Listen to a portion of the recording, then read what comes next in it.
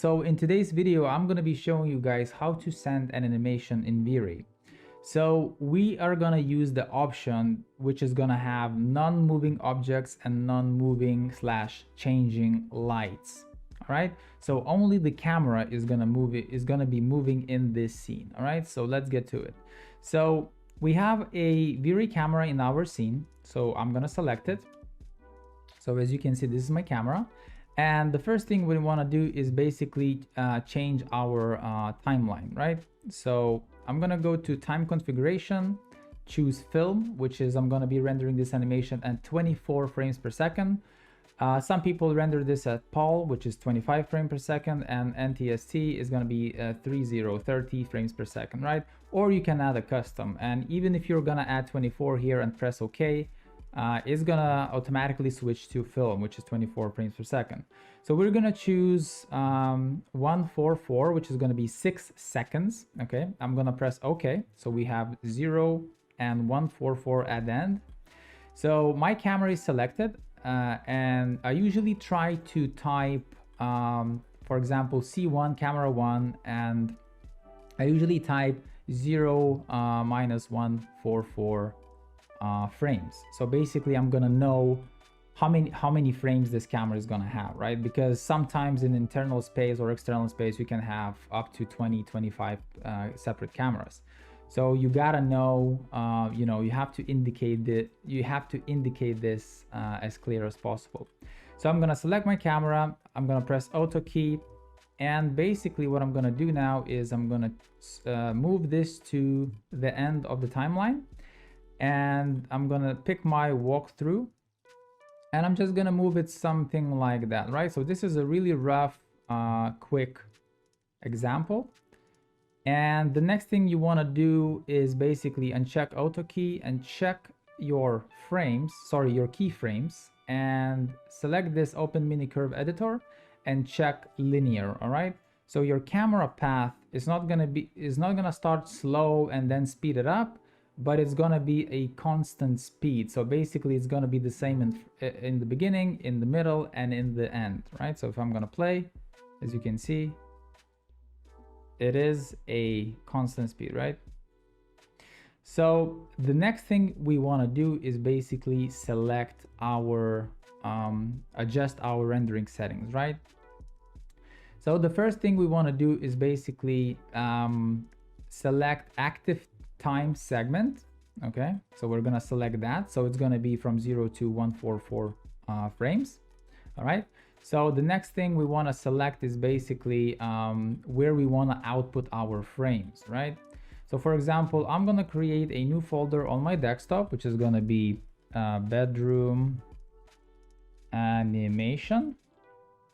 Okay, and in here I'm gonna press new folder, C1, so for example camera 1, and I'm gonna go in and check C1 bed underscore, right? So I'm gonna press as a JPEG. Usually I render my frames always at open EXR 16 bits RGBA, right? That is gonna be my case. That's 100% of the time, but in this option I'm just gonna use JPEG because it's gonna output them a lot faster, and they have less weight basically. So I'm gonna press save, press OK, and I'm gonna uncheck this button because first what we need to do is pre-calculate a pre-pass. Okay, and after that we're gonna render the final rendering. So the next thing we need to do is basically check don't render final image, because we don't really want to render a final image yet. We just want to pre-calculate the light cache and radiance map, right? Because this option is going to have light cache in the radiance map, because that is the fastest way of rendering animations in V-Ray, because brute force and light cache can get quite slow, especially if your machine is slow. So active segment 0 to 144 or whatever frame timeline you have there. The next thing, you want to locate your output folder and uncheck this because we're not outputting anything yet. We should press don't render final image because we're not outputting anything yet, like I said. And then we have to go to radiance map and light cache. And the next thing we want to do is basically select animation multi-frame incremental. Okay, and we're gonna have to press autosave and don't delete, right? So we're gonna basically show the output folder, which is gonna be bedroom animation, sorry, not that one, bedroom animation C1, and I'm gonna type here radiance map underscore, right? So I'm gonna press save. Okay, so that's gonna be my output of radiance map for the radiance map. And for the light cache, I'm gonna use, let's just say, because we're gonna be rendering this every 6th frame, for example, I'm gonna be using 1500 light cache samples, right? And just so you know, I would have been showing another option how to send this animation in a more easier and quicker way, but V-Ray 5 removed use camera path for light cache, which is a bummer basically. So, but I'm not gonna go into that. I'm basically showing you how can you send animation now in V-Ray 5 without use camera path with light cache. So you don't need to save the light cache. It will bake on top of the irradiance map. Okay. So what you need to do next is basically, so you did set the light cache and you did set the multi-frame incremental for the irradiance map. You don't need to use camera path, right? Because we're not spreading these samples through our timeline. We're gonna be rendering and giving the information every 6th frame, okay? So settings, I usually use static, nothing special there. I'm not using anything here. This is basically just showing you guys how to set multi-frame incremental animation using radiance map light cache with no moving objects, just the camera. All right, so we have set everything there, pretty much simple. And we're gonna have to go to common parameters and active time segment, and we're gonna type here 6. All right, so every 6th frame he will calculate irradiance map and light cache. So basically the light cache is gonna add on to irradiance map, and irradiance map output file, will add up. So on the 0 frame is gonna be, let's just say, 1 megabyte or so, or whatever. So I'm gonna show you just in a sec. So basically what I'm gonna do now is basically press render, yes, because I'm not using the common tab.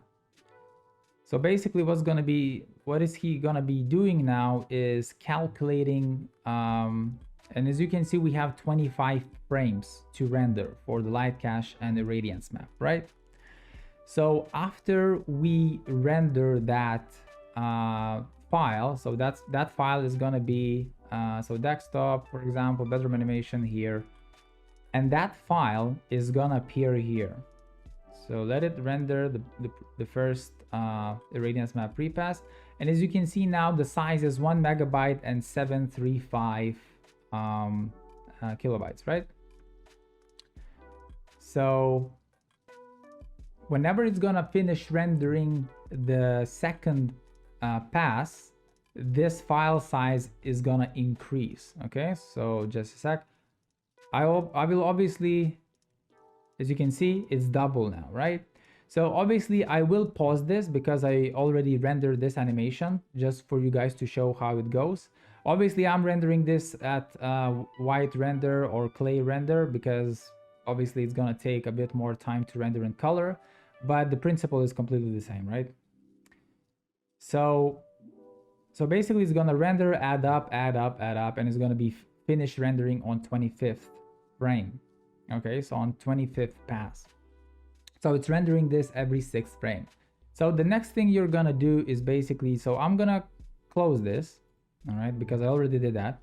And whenever it's gonna stop rendering, okay, you're gonna do what you're gonna have to change is basically go to active time segment, so it's the same one, and then you're gonna put this to 1, right? So you're gonna be rendering the whole animation now every 1 frame, right?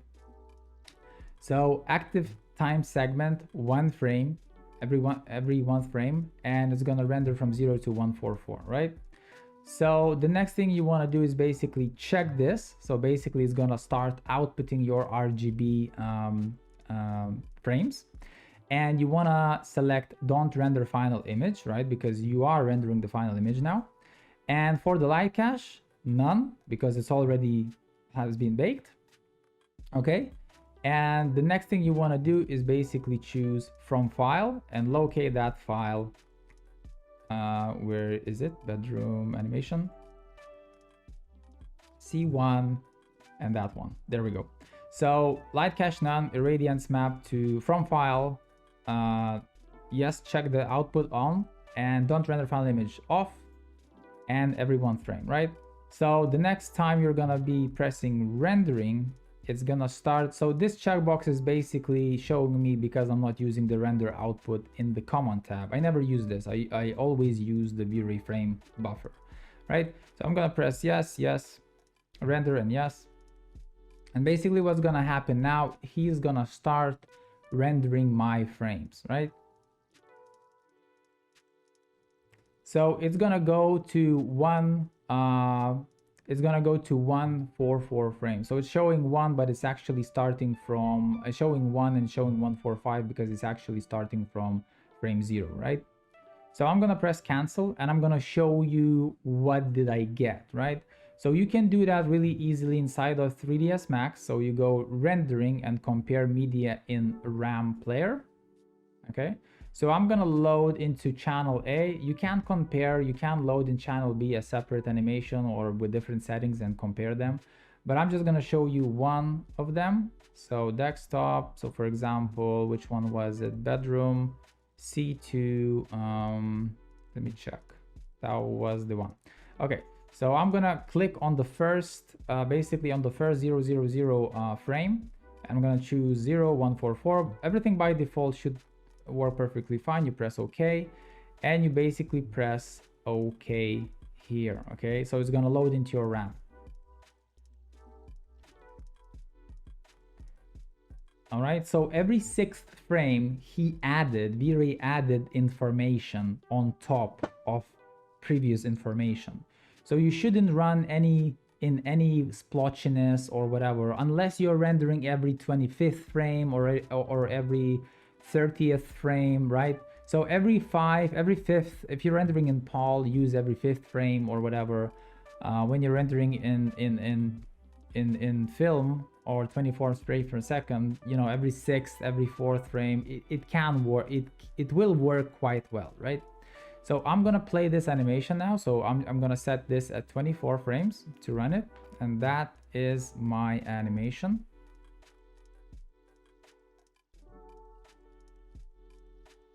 All right, so pretty much that is it, and obviously that's going to be in color. And if we check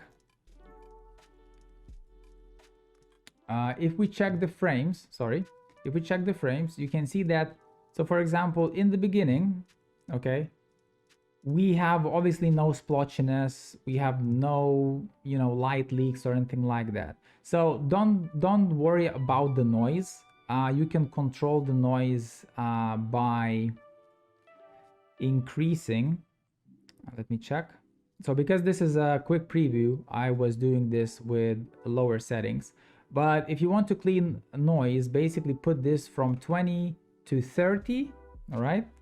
And put the noise threshold. If you're rendering a final full HD image, I would recommend using 0.2, or even if you have a really good machine, all right, 1.5 is more than enough, because there's a lot of plugins for After Effects, denoising and all of that kind of stuff. Or you can use the V-Ray denoising as well built in, but I wouldn't recommend doing that because sometimes it's not giving the really nice results, right? Especially with glass refractions and all that kind of stuff. So usually I would recommend using 2, but if you're not in a rush, 1.5 is more than enough. For min shading rate, 30 is more than enough. All right, so if you're gonna have any more questions in regard of this video or something didn't make clear, please let me know and I will create another video explaining this a bit more better. So after this video, I will be creating a showcase how to send an animation with moving objects and with moving lights or changing lights, it doesn't matter, it will eat anything. So those settings take longer to render and pre-calculate, but you can move everything in your scene: cameras, objects, lights, change the lights, the lighting, etc, etc, right? So yeah, see you in my next video, guys.